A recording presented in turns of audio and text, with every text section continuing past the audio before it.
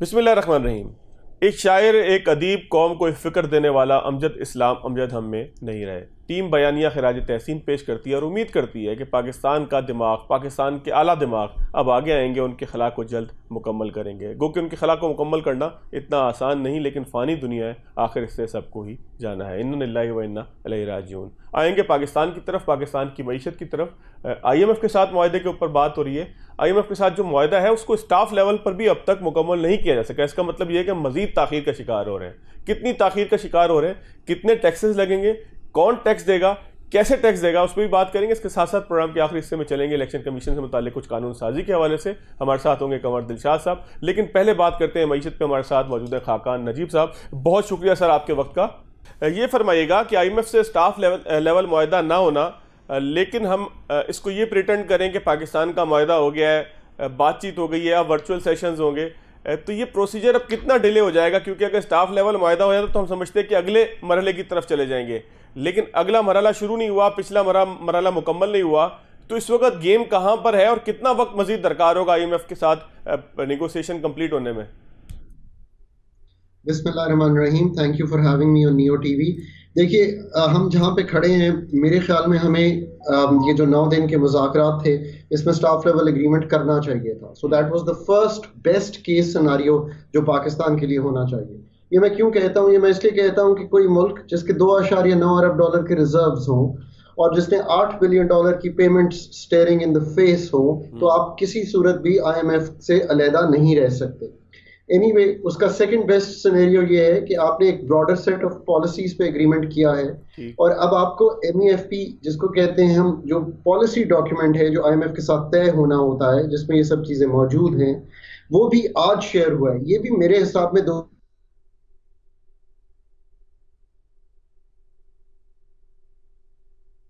फरवरी को पाकिस्तान डिस्कशन करेगा MEFP पे, प्रायर एक्शंस पे काम शुरू करेगा। अब अगेन, मैंने अभी एक ट्वीट किया है, उसमें भी मैंने यही कहा है, the ball has always been in our court, it still is in our court. हमें अपने प्रायर एक्शंस जो हैं वो कंप्लीट करने हैं। लेट्स से कि हम प्रायर एक्शंस कंप्लीट कर लेते हैं within the next week, हम कोई स्टाफ लेवल एग्रीमेंट की तरफ तब बढ़ेंगे।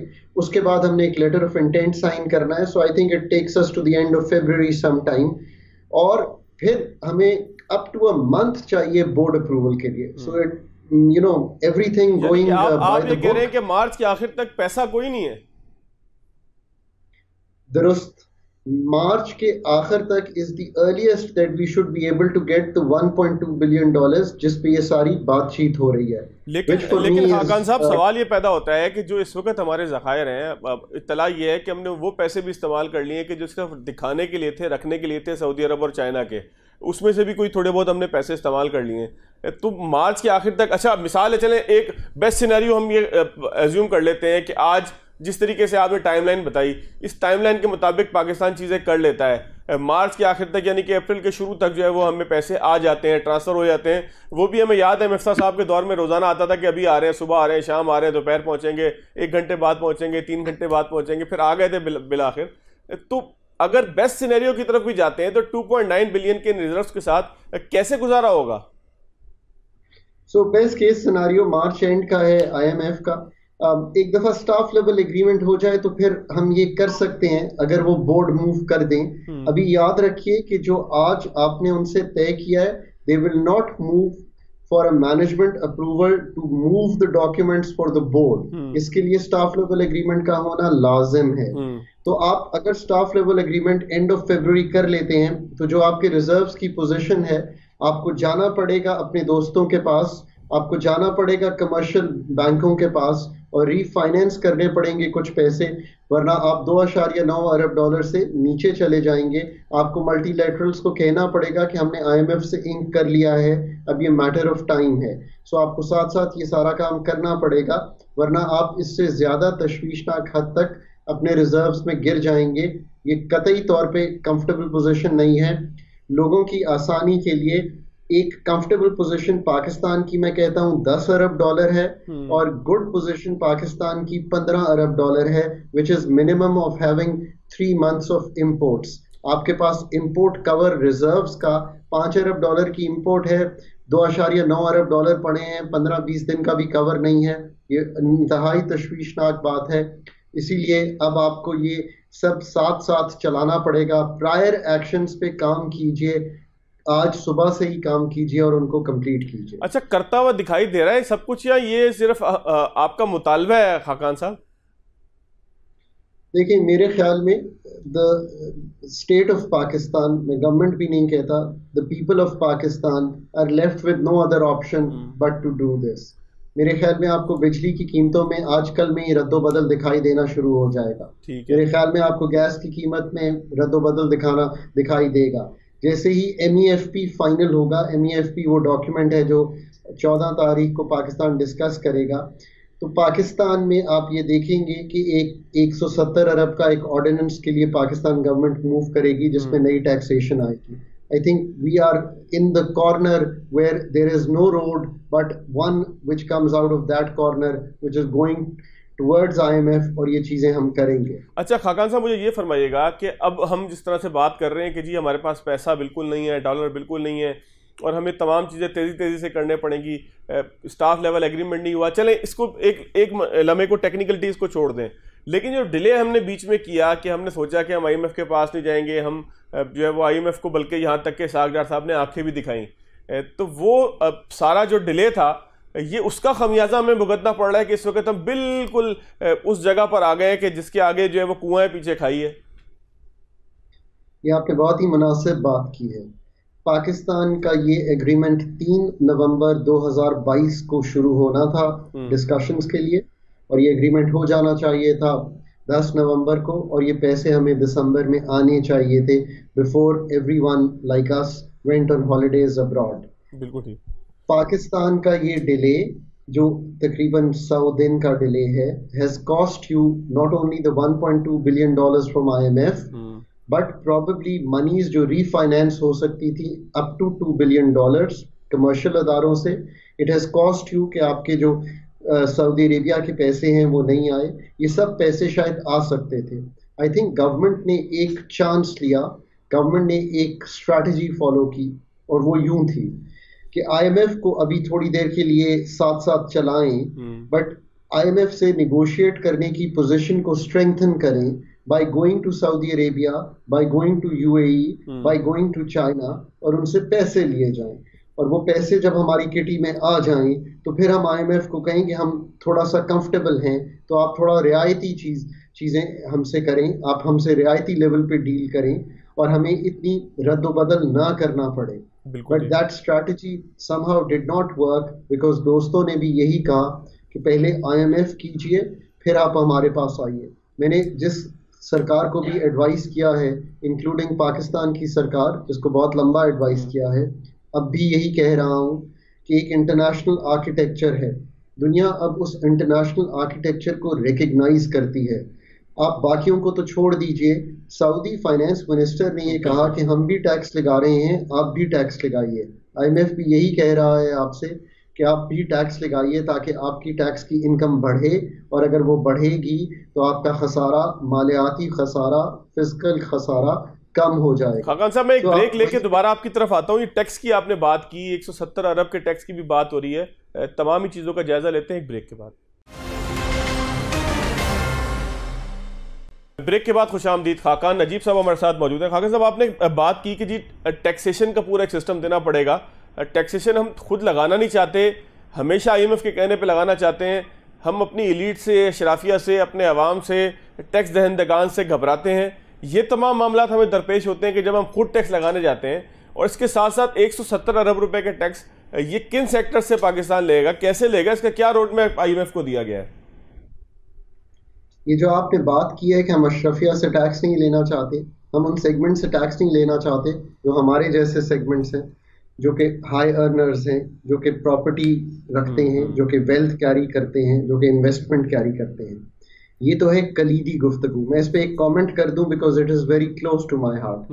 आपने मुल्क में एग्रीकल्चर इनकम टैक्स नहीं लगाया हुआ, आपने मुल्क में प्रॉपर्टी को इस्तिस्ना दिया हुआ है कैपिटल गेन्स टैक्स से 5 साल बाद, आपने मुल्क में इनहेरिटेंस टैक्स नहीं लगाया हुआ, आपने मुल्क में डेथ टैक्स नहीं लगाया हुआ, आप मुल्क में रिटेल पे टैक्स नहीं लगाना चाहते, आप पॉइंट ऑफ सेल्स नहीं क्रिएट करना चाहते, आप उनसे रिटेल इनकम टैक्स नहीं लेना चाहते, आप 3 अरब रुपया कलेक्ट करते हैं एग्रीकल्चर इनकम टैक्स में, जो 23% है आपके जीडीपी का। अब आप मुझे खुद बताइए कि ऐसा मुल्क अगर आईएमएफ के पास ना जाए तो कहाँ जाएगा? अच्छा खाकान साहब, एक सेकंड अगर मुझे लुकमा देने दीजिए। इन तमाम सेक्टर्स की तरफ से प्रेशर होता है कि हमने टैक्स नहीं देना, या पाकिस्तान इसलिए इन सेक्टर्स को छोड़ देता है कि जी इन सेक्टर्स को जितना ज़्यादा कारोबार करेंगे तो जो 7 कंपोनेंट हैं, दीगर जो इदारे हैं, दीगर जो मामलात हैं, वो भी तरक्की करेंगे, पाकिस्तान का एक सिंक होगा और दीगर जगहों से हम टैक्स इकट्ठा कर सकेंगे। इसके पीछे सोच क्या है आखिर? जो आपने दूसरी बात की है, ये एक स्टेज पे जरूर सोच थी कि अगर आप इन्फेंट इंडस्ट्री हैं या आपका एग्रीकल्चर इतना मुस्तहकम नहीं है तो आप ऐसा जरूर कीजिए। पर वो एग्रीकल्चर जो हज़ार अरब रुपए की इनकम कमा रहा हो, वो रिटेल सेक्टर जो एक बहुत बड़ा हिस्सा हो, और आपने रिटेल की पाकिस्तान में ग्रोथ खुद देखी होगी, एनेक्टोटली ही देख लीजिए, नंबर्स चले मैं आपको दूं तो और कंफ्यूजिंग। एनेक्टोटली जाके आप सुपरमार्केट्स देखिए जो एक पाकिस्तान में बनी, जो छोटा रिटेलर बना, जो मंडीज हैं पाकिस्तान की। सो आप प्रॉपर्टी की ग्रोथ देखिए, और उसका नुकसान ये होता है, इसका बल्कि उल्टा नुकसान ये है कि जब पैसा प्रॉपर्टी में जाता है तो वो पैसा जो है वो आपका स्टॉक मार्केट में नहीं जाता, वो नए वेंचर कैपिटल में नहीं जाता, वो एज इक्विटी किसी ऐसी इंडस्ट्री में नहीं जाता कि आप कोई इदारा लगा सकें, कोई इंडस्ट्री बना सकें। सो ये उल्टा नुकसान है इसका। दूसरी बात आपकी दुरुस्त है, क्योंकि यही वो लोग हैं जो हमेशा से पाकिस्तान में अमीर थे, वही खानदान आज भी अमीर हैं। इस बात को आप तस्दीक कर सकते हैं कि क्योंकि वेल्थ ट्रांसफर होती है और वेल्थ उन्हीं में रहती है, और वही कुछ अपनी प्रॉपर्टी जिसकी ग्रोथ होती है उससे नई प्रॉपर्टी खरीदते चले जाते हैं। तो ये है पाकिस्तान का सिनारियो, और उन पे आप हाथ इसलिए नहीं डाल सकते क्योंकि लेजिस्लेट भी नहीं कर सकते, क्योंकि लेजिस्लेटर्स जो हैं वो खुद इसके बेनिफिशियरीज हैं, और हम और आप जैसे सब लोग भी इसके बेनिफिशियरीज हैं। अच्छा, अब 170 अरब के टैक्स कहां से पूरे होंगे खाकान साहब? सो आपने ये बात सही की कि ऐसा फिर क्या होगा। सो ऐसा नहीं होगा कि हम कोई बहुत प्रोग्रेसिव टैक्सेशन कर देंगे इसको पूरा करने के लिए। ऐसी टैक्सेशन होगी which is not something that I am comfortable with. वो ये है कि आपका 1-आधा% जीएसटी बढ़ जाएगा इन अ हाई इन्फ्लेशनरी एनवायरनमेंट। आपके कुछ टैक्सेस लग जाएंगे, एफईडी लग जाएगी ऑन ट्रैवल, कुछ आपके लेवीज आ जाएंगी, कुछ आपके कमर्शियल बैंक्स जिन्होंने एक्स्ट्राऑर्डिनरी प्रॉफिट कमाए हैं उस पर टैक्सेशन आ जाएगी। सो ये कोई ऐसी कलीदी टैक्सेशन में तब्दीली नहीं है जो आपको दिखाई देगी, बट आप ऐसी चेंजेस होंगी जिससे आप 170 अरब 4.5 माह में कलेक्ट कर रहे हैं। तो एक्चुअली जो टैक्सेशन आप लगाने जा रहे हैं, it is far more, because हम टैक्सेशन का क्वांटम देते हैं ईयर बेसिस पे। एक ईयर एनुअल बेसिस पे तो ये आप 400-450 अरब की टैक्सेशन लगाने जा रहे हैं। ये है सूरत हाल। अच्छा खाकान साहब, अब मसला सिर्फ एक मैं आपसे समझना चाह रहा हूँ कि हमें आईएमएफ या दीगर इदारे आकर क्यों बताते हैं कि आपकी मईशत के अंदर ये गैप्स हैं, यहाँ से आप टैक्स कलेक्ट करें, अपनी जो है वो मैक्रो इकनॉमिक्स को ठीक करें, अपने मामलात को, अपने जो मुल्क के अंदर फैटफ हमें आके बताता है कि जी आपके मुल्क के अंदर ब्लैक मनी किस तरीके से राइज है। हम खुद इस्लाहात क्यों नहीं करते इन तमाम चीज़ों की? ये तमाम चीज़ों की इस्लाहात की रुकावट हमारा सिस्टम है या पॉलिटिकल विल है? क्या आखिर मामला आता है? क्योंकि ये तो फिर पैसे आने, फिर आप इसको ज़खायर को जितना मर्जी ले जाए, है तो कर्ज ही ना, ये फिर आखिर में आके ड्रेन हो जाएगा, फिर 6 महीने बाद, फिर साल बाद, फिर आईएमएफ चाहिए होगा, फिर ड्रेन हो जाएगा, फिर आईएमएफ चाहिए होगा, हम सर्किल में घूमते रहेंगे। तो इसका आखिर इस सर्किल का इख्तिताम कहां पर होगा? तो ये आपने बहुत ही फंडामेंटल सवाल सामने रखा है। हम ये इसलिए दूसरों से बेइंहिसार करते हैं कि हमने अपनी पॉलिसी मेकिंग को एक तरह से आउटसोर्स किया हुआ है। हमारी पॉलिसी मेकिंग जो है, चाहे वो प्लानिंग कमीशन का इदारा हो, चाहे वो बाकी दीगर प्राइवेटाइजेशन का इदारा हो, चाहे वो इन्वेस्टमेंट का इदारा हो, हम अपनी पॉलिसी मेकिंग खुद कर ही नहीं पा रहे, बिकॉज हमने एक ऐसी रजीम बना दी है जहाँ पे हर बाहर का अदारा जो हमें एडवाइस करता है, हम उसके बेस करके अपनी एनर्जी पॉलिसी सेट करते हैं, हम उसी को बेस करके अपनी फिस्कल जो हमने अभी आपके सामने रखी है चीज वो करते हैं। हम अपनी कॉम्पिटेंस लेवल खो चुके हैं। ये मेरे लिए सबसे कलीदी गुफ्तगू है। आपका प्रोफेशनल और टेक्निकल इनपुट मिनिमम है with in the administrative setup. आपकी यूनिवर्सिटीज की लिंकेजेस ना होने के बराबर है। आपकी यूनिवर्सिटीज की प्रैक्टिकल ऑपरेशनल सलाहियत ऑफ रिसर्च वीक है।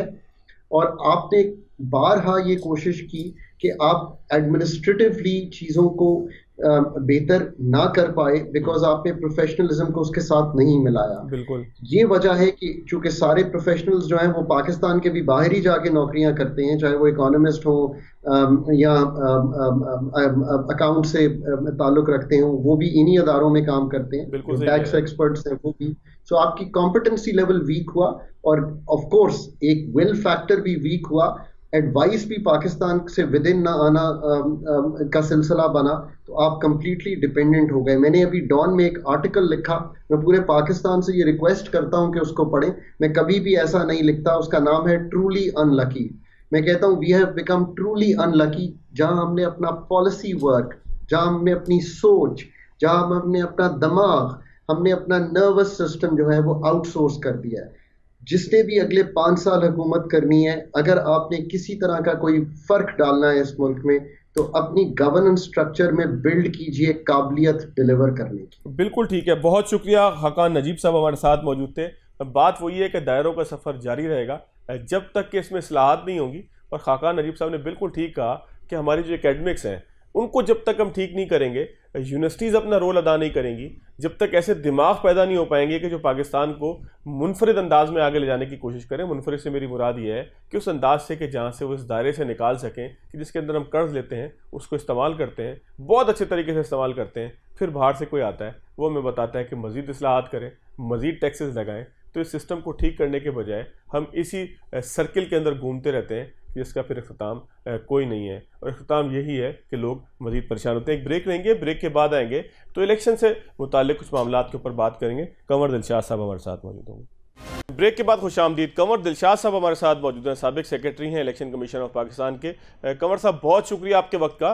कंवर साहब ये फरमाइएगा कि कानूनी तौर पर एक रुकने असम्बली का इस्तीफ़ा देने का प्रोसीजर क्या है, क्योंकि पाकिस्तान तहरीक इंसाफ अब अदालत में पहुंच गई है। 43 इस्तीफ़ों के ऊपर उसको स्टे मिल गया है मार्च के दरमियान तक, वस्त तक, इब्तिदा तक। तो अब तरीक़ेकार क्या होता है, किस चीज़ को इस्तेमाल करेगी तहरीक इंसाफ अदालत से रिलीफ लेने के लिए? देखा जी, अगर हम आइन की रूह के मुताबिक चलें तो आइन का जो आर्टिकल 64 है वो बड़ा वाज़ह है। वो 2 लाइनें लिखी हुई हैं। उसमें ये लिखा हुआ है कि अगर कोई कौमी असम्बली का मेंबर, सूबाई असम्बली या सेनेटर अपना इस्तीफा लिखकर मुतल्लिका चेयरमैन या स्पीकर कौमी असम्बली को पेश करे कि जी मैं इस्तीफा टेंडर अपना इस्तीफा टेंडर कर रहा हूँ, बस नीचे दस्तखत कर दें अपने हाथ का लिखा हुआ, तो उसी वक्त उसी लम्हे जो है वो स्पीकर कौमी असम्बली जो है उसका इस्तीफा मंजूर करने का रवादार है और उसका मजाज है। लेकिन इसके बाद उन्होंने अपने ज़ाती मफादात के तहत कि ताकि हमारी सियासी जमातों में कोई हलचल ना मचे, कोई फॉरवर्ड ब्लॉक ना बन जाए, या कोई खास किसी मकसद के तहत कोई ज्यादा लोग इस्तीफा ना पेश करते हैं, तो उन्होंने अपने खुद साख्ता अपना उन्होंने रूल ऑफ बिजनेस बनाया। खुद साख्ता है, आइन से कोई ताल्लुक नहीं उनका।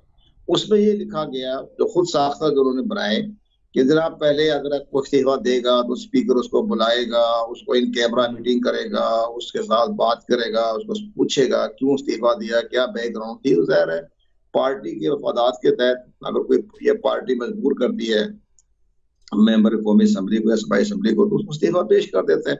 अब स्पीकर को किसने इस्तेहकाक दिया कि वो उससे राजदारी में पूछे कमरा बंद करके? ये इन्होंने खुद साख्ता बनाए थे इन्होंने।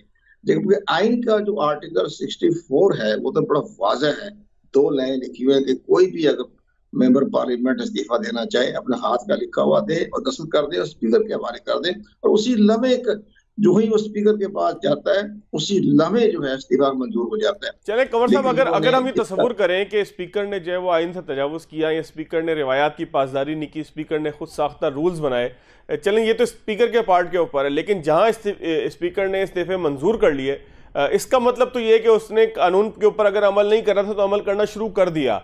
अब जब कानून के ऊपर अमल हो गया, इस्तीफे मंजूर हो गए, जिसमें से एक लाट के ऊपर ज़मीनी इंतखाब भी हो गए, जो पहली उन्होंने 11-12 इस्तीफे मंजूर किए थे, फिर एक और 33-35 इस्तीफे मंजूर किए, उसके ऊपर भी कोई सवाल नहीं है। मसला आके फंसा आखिरी उन इस्तीफों के ऊपर कि जहाँ तहरीक इंसाफ ये कहती है कि हम गए थे इस्तीफे जो है वो वापस लेने के लिए और हमने इस्तीफे वापस ले लिए थे, लेकिन फिर भी हमारे इस्तीफे ज़बरदस्ती मंजूर किए गए।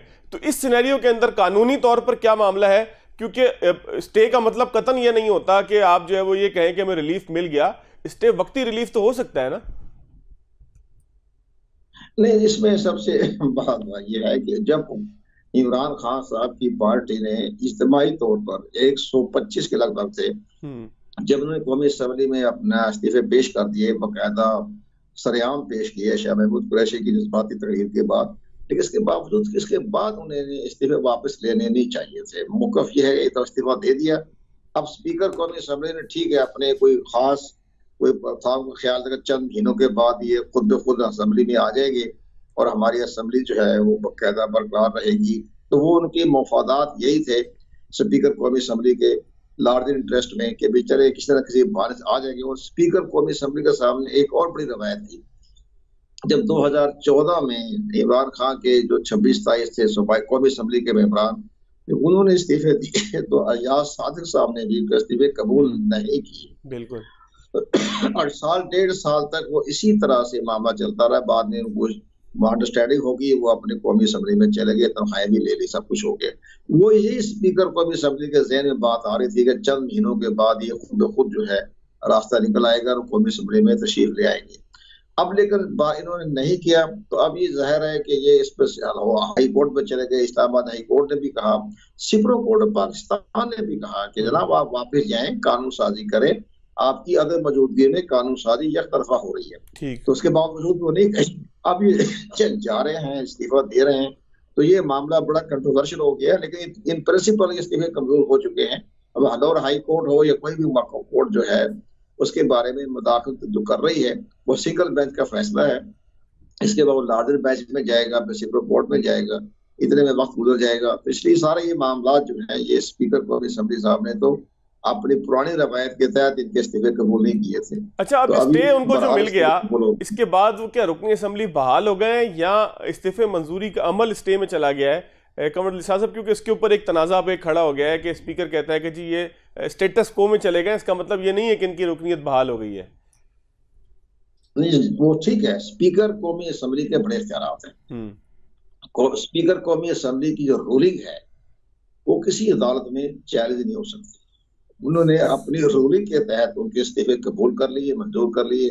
तो अदालत को भी सोचना चाहिए कि जब आइन का आर्टिकल 66 में लिखा हुआ है, या 66 या 166 है, उसमें ये लिखा हुआ है, और 166 ये का अपने कौमी असम्बली, सूबाई असम्बली या सेनेट की जो होती है रूलिंग, वो किसी अदालत में चैलेंज नहीं हो सकती। जैसे यूसुफ गिलानी साहब हार गए सेनेट का चेयरमैन पर, उस पर रूलिंग दे दी थी चेयरमैन सेनेट के क्या मकाम जो थे प्रिजाइडिंग ऑफिसर सैयद मुजफ्फर अली शाह, तो उसके पर रुकाने जी खत्म, रूलिंग जो है इसके बाद किसी अदालत में चैलेंज नहीं हो सकती। तो ये तो अदालत है, स्पीकर की अदालत, किसी में चैलेंज नहीं हो सकती। अभी अगर जाए सुप्रीम कोर्ट में अपना रिव्यू करवा लें या इसके लार्जर बेंच में इनकी दरखास्त चली जाएगी, तो लार्जर बेंच भी यही कहेगा कि अब हमें पार्लियामेंट की करारदाद हो या पार्लियामेंट की रूलिंग हो, उस पर हम कोई भी राय जारी नहीं करते, और वो फाइनल होती है, वो किसी अदालत में चैलेंज नहीं होती। अच्छा कंवर साहब, फौज को इलेक्शन के लिए बुलाना, ज़िमनी इलेक्शन के लिए बुलाना, फौज की तरफ से जवाब दे देना कि जी हमारे पास इस वक्त मसरूफियत है, बॉर्डर्स के ऊपर मसरूफ़ है, मरदमशुमारी का एक बहुत बड़ा चैलेंज है, इस तरह का एक जवाब दे दिया जाए, तो ये कानूनी तौर पर इलेक्शन कमीशन का इख्तियार क्या है किसी सिक्योरिटी इदारे को बुलाने का? क्या उसको इख्तियार है सिक्योरिटी इदारे को कि वो इलेक्शन कमीशन को मना कर सके? अगर जो है वो यही सूरत हाल रही तो फिर आगे इंतखाबात आप देखते हैं कि इससे ताख़ीर का शिकार हो सकते हैं? देखा जी, सारे इदारे साथ चलते हैं। इदारे सुप्रीम कोर्ट हो या इलेक्शन कमीशन पाकिस्तान हो या आईनी और कानूनी इदारे हो, इनको सबको स्टेट के साथ चलना होता है। आपको याद होगा कि जब ये लोकल गवर्नमेंट के इलेक्शन हो रहे थे सिंध में, तो उस वक्त भी ये सूरत हाल थी कि सलाह की वजह से हमारी फौज जो है वो उसमें मसरूफ है, तो आप इसको पोस्टपोन करते हैं, तो पोस्टपोन हो गया। बाद में जब इन्होंने डेट मुकर्रर की तो फिर उन्होंने ये कहा कि जनाब सूरत हाल ऐसी सूरत हाल है कि हम पोलिंग स्टाफ को तहफ़्फ़ुज़ नहीं दे सकते, हमारी फौज जो है या रेंजर जो है वो बॉर्डर पर लगी हुई है या दीगर मामला में मसरूफियात है। तो अब इलेक्शन कमीशन ने उनकी बात को मानना पड़ता है ना, इदारा है, सब कुछ मामला होता है। तो इस लिहाज से अगर उन इदारे ने कहा है कि इस वक्त पाकिस्तान में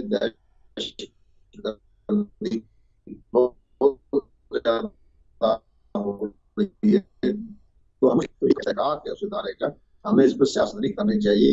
इलेक्शन कमीशन ने भी हालात को, ग्राउंड रियलिटी को, जमीनी हक़ाइक़ को देख के चलना होता है, और स्टेट के सारे इदारे हैं, स्टेट ने आपस में अंडरस्टैंडिंग करके आगे चलते हैं।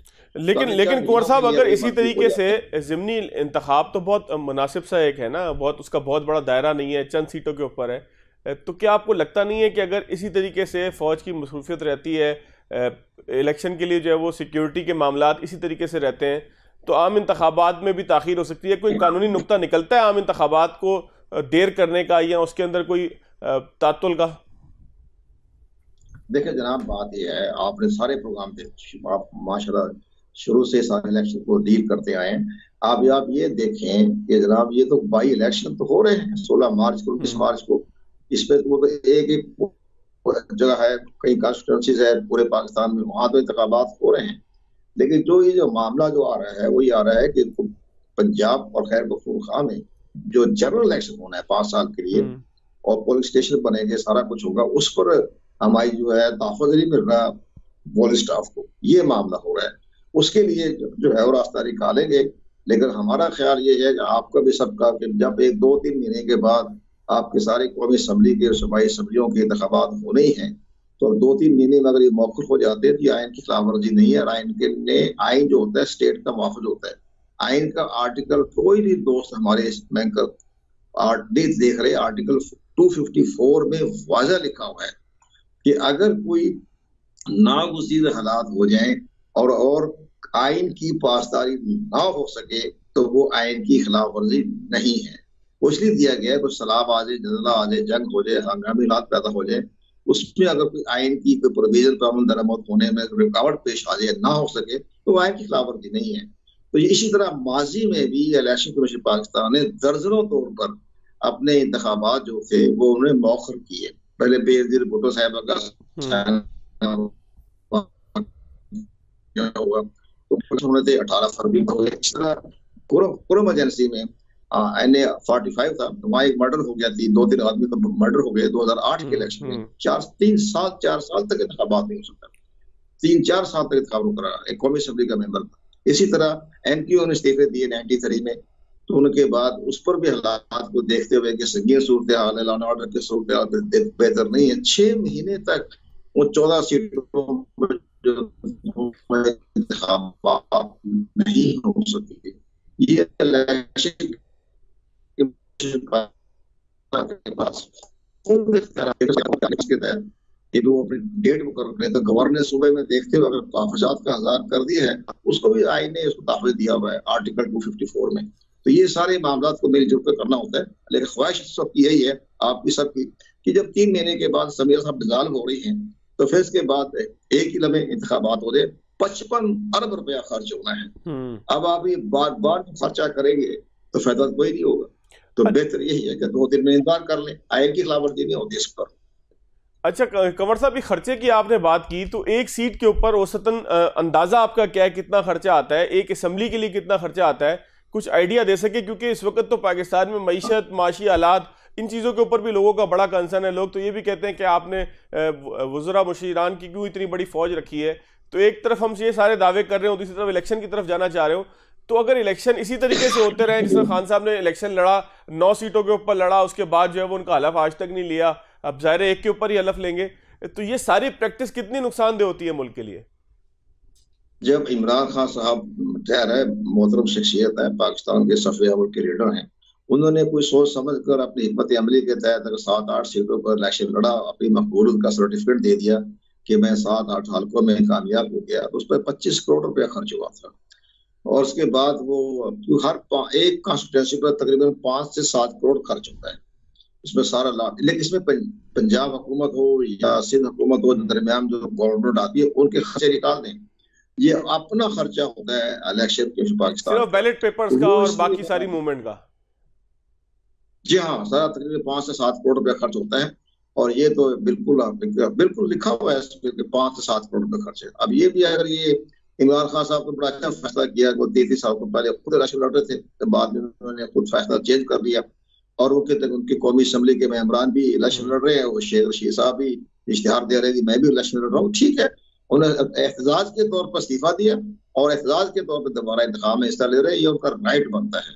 तो उसमें खर्चा तो 5-7 करोड़ रुपए, ये तो बाई इलेक्शन का खर्चा हो रहा है ना, वो तो हो जाएगा, उसमें तो कोई बात नहीं है। लेकिन कंवर साहब राइट मेरा जरूर बनता हो, लेकिन मुल्क की मईशत का जनाजा में निकाल दूं अपने हक के चक्कर में, हजारों लाखों लोगों का हक उड़ा दूं मैं। एहसास नहीं है इनको, एहसास नहीं है इस चीज का। लेकिन एक बात में आपके वसातत से बड़ी अहम बात मैं कहना चाहता हूँ, ताकि आप कौम को बता दें कि जनाब इंडिया में जब बाई इलेक्शन होता है ना, वो 3 साल बाद होता है।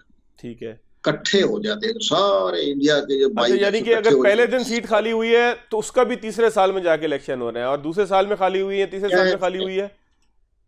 बिल्कुल इंडिया भी, इंडिया वाले मुझे मिलते थे, हंसते थे, ये आपका क्या आपने आयन में तरमीम की, आपने क्या लिखा हुआ है 60 दिन इंतखाब हुआ है। हमारे यहाँ 3 साल बाद इलेक्शन सब इकट्ठे कर लेते हम, और इकट्ठे करने के बाद हम इलेक्शन करवा देते हैं। तो ये इस लिहाज से हमारे यहाँ 60 दिन का इन्होंने शामिल किया हुआ है, तो इसको भी जरा नजरसानी करनी चाहिए। आइंदा जब भी कभी इलेक्शन हो तो फिर इसके बाद तक ये साफ हो जाएगी, फिर कोई इस्तीफा नहीं देगा। बिल्कुल आप ठीक कह रहे हैं। ये भी हमने एक अयाशी का प्रोग्राम बना के रखा है ना। देखिए, एक मुल्क जो माशी तौर पे इतना कमजोर हो, मुस्तकिल कमजोर हो रहा हो, वहां पर हमने 60 दिन की शरह रखी हुई हो, हालांकि पड़ोसी मुल्क जैसे ही हालात है हमारे भी सारे। नहीं, आप तो माशी हालात दिवालियापन की हद पर जाके खतरे की घंटी बज चुकी है। इंटरनेशनल प्रेस में आया, फाइनेंशियल टाइम में लिखा है, मैंने खुद पढ़ा, ब्रिटिश के के पाकिस्तान में माशी हालत खतरे की घंटी पहुंच गई है, और पाकिस्तान की स्टेट खतरे में है, उन्होंने ये लिखा है। वो तो वो ज्यादा मुबालगा गाजी में चले गए, स्टेट खतरे में है। तो लेकिन बहरहाल इस तरह के जब हालात मामला हो जाता है तो जरा हमारे सियासतदानों को भी जरा देखना चाहिए, सियासत नहीं करनी चाहिए कि वो दिवालिया हाथों की, हम IMF के आगे हाथ जोड़े बैठे हुए हैं, और इसके बाद तमाम मुल्क का सारा सिस्टम जो है वो बैठ के है। अब आपको इलेक्शन का शौक चढ़ रहा है, 2-3 महीने इंतजार कर ले। 12 अप्रैल के बाद, मैं फरीद साहब 12 अप्रैल के बाद अगर की सीट कोई खाली हुई तो फिर इलेक्शन कमीशन जो है वो इंतखाबात करवाने का रवादार नहीं है। आइन में लिखा हुआ है कि अगर असेंबली की तहरीर में 4 महीने रह जाए तो फिर वो उस हल्के में बाई इलेक्शन नहीं होता। 12 अप्रैल के बाद कोई बाई इलेक्शन नहीं होगा कहीं भी जगह।